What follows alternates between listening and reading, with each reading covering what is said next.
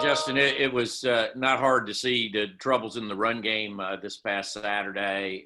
Obviously, Mississippi State was absolutely selling out to do that. But what was y'all's takeaway? I mean, what's the Matt Luke talk in the room afterward about what has to be done different? Kind of where was the breakdown there?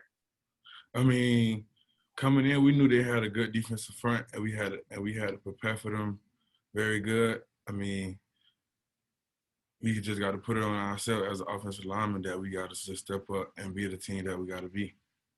I mean, in your opinion, was it what they were doing or how they were doing it? You know what I'm saying? Like, was there confusion on which guy you ought to be blocking, or was the guy you were trying to block just doing a good job, right? It wasn't how they were doing it. It was what they were doing up front, like with all the twisting and moving. I mean, I feel like we should have prepared for it better, but I mean, that's a win. We got to put that game behind us and just get ready for this week. Thank you. Justin, was that, how would you describe kind of the mood? Obviously happy with the win, but to have the number of rushing yards you did you see a lot of yards out there that you guys could have gotten, if things were different in terms of getting more push?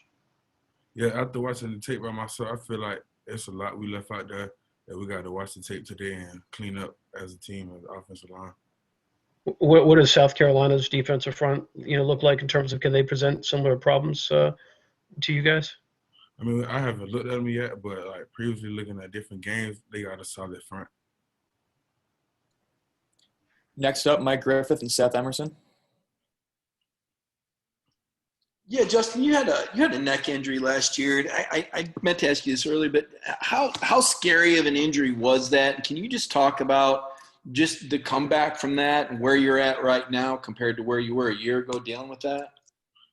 I mean, it was very scary. Going into the locker room, having that pain in my neck, it was just a whole lot of thoughts, wondering if I was gonna come back, because a neck injury is like a real serious injury, and like most people don't come back from a neck injury. Justin, can you describe JT Daniels' demeanor, just both on the field and just anywhere else pregame practice? Like, what kind of guy is he like? He's a guy who's just gonna do everything right. He always just by himself. Every time I see him, he have his headphones in, just listen to the music. He's a person who never has a problem in class, like on the field, off the field. He just does everything right as a person. Anthony Dasher and then Austin Roper. Hey, Justin, it's good to see you, man. When did the rest of the team find out that JT was going to get the start?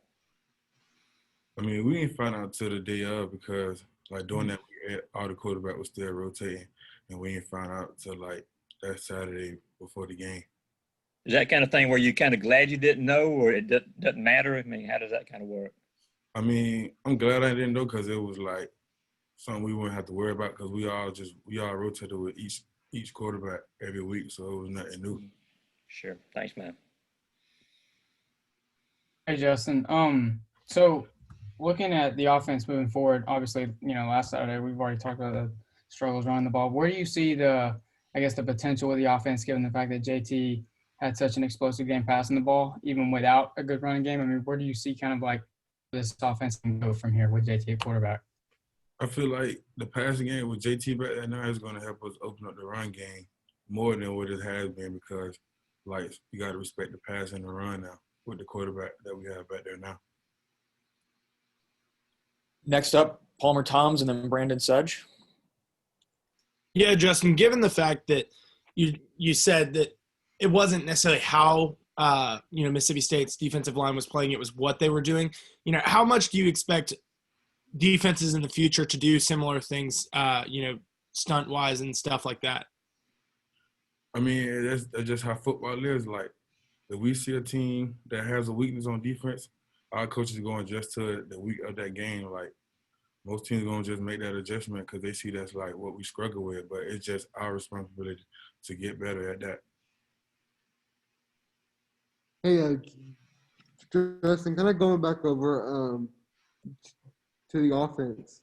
So is there like a heightened level of excitement, I guess, when y'all are able to have those deep routes and able to connect on those and have the offense move a lot easier? Can you repeat that question again? Okay, so I was just saying, like, is there some heightened excitement, like, among the offense, to when you're able to have those deep passes and all those explosives throughout the game? It's going to help our offense, like, as a whole, like, to just get everybody open, like, as a receiver and tight ends, and open up the run game. All right, we've got a couple more minutes. We'll open it up for the last two questions. Hey, Justin, you being an Atlanta guy, and traditionally this is when Georgia has played Georgia Tech.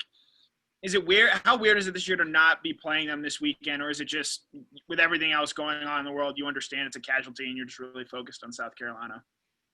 I mean, it's just it's a different feeling, but I'm focused on South Carolina. I mean, I'm just able that we had a season due to, like, the whole pandemic situation.